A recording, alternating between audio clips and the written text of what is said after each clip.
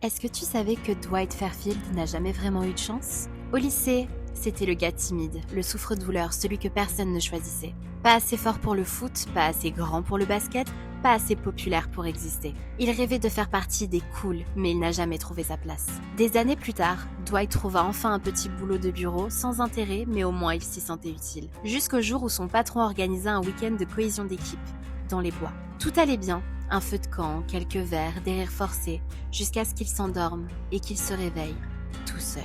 Ses collègues l'avaient abandonné en pleine nuit, en plein milieu de la forêt. Perdu, sans repère, Dwight marcha des heures, cherchant la sortie. Mais plus il avançait, plus le brouillard s'épaississait. Et au bout d'un moment, il réalisa qu'il tournait en rond. Ce fut la dernière fois qu'on vit Dwight Fairfield dans le monde réel.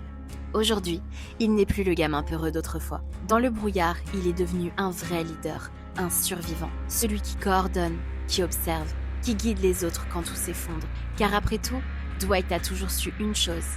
La survie, c'est avant tout une question de peur bien maîtrisée. Alors si tu entends des pas précipités dans la brume ou la respiration d'un homme qui murmure « Vite, par ici !», c'est très certainement Dwight en train d'essayer de sauver les autres.